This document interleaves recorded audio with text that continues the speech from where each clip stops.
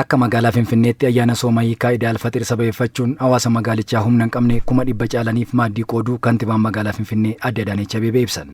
ከ100 ሺህ በላይ አቅመ ደካሞች ለተለያየ ችግር የተጋለጡና እንዲሁም ዝቅተኛ ገቢ ያላቸው lammiilee 100,000 caalan kanneen humna hin qabne rakkoo garaagaraaf saaxilamanii fi galii gadi aanaa argatan hojjettoota mootummaa dabalatee kutaalee magaalaa hundarratti maaddii qoodaa jirra. Deeggarsa abbootii qabeenyarraa arganneen waajjira keenyatti namoota 2,000 caalaniif maaddii qoodneerra. 2,000 ለሚደርሱ የከተማችን ነዋሪዎች ነው። Sirna maaddii qooduu wayita taasifnu rakkoo yeroo qofa furuuf osoo hin taane rakkoo hawaasa keenya bu'uurarraa furuuf sirnaan hojjetaa jirra jedhan kantiibaa Adaanech.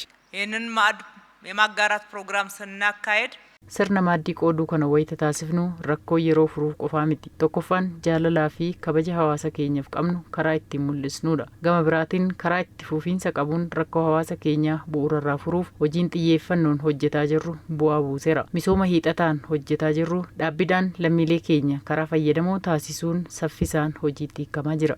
ዘላቂ ልማቶቻችን በቋሚነት ዜጎቻችንን ተጠቃሚ የሚያደርጉበት ሂደቶች ከፊታችን በፍጥነት እየመጡ ናቸው። kanneen deeggarsa argatanis rakkoo keessa jiran keessatti yaadatamuu isaaniitti gammaduu ibsanii aadaa wal gargaaruu fi wal deeggaruu kun cimee itti fufuu akka qabus dhaamaniiru. ጥሩ ነው እንዲህ በመረዳዳት እርስ በርስ በመረዳዳት ነው አደርኩ ani qaama miidhamaadha aadaan wal gargaaru kun baay'ee gaariidha deeggarsuma namoonni naaf taasisaniin jiraadha dadhabaa bira dhaabbachuu rabbitu jaalata kun cimee itti fufuu qaba. ሁለት ሴት አንድ ወንድ አለኝ ቤት ያልነበረኝ ያው ለበከራይ የሰራው ከፍል ijoollee durbaa lamaa fi dhiira tokko qaba.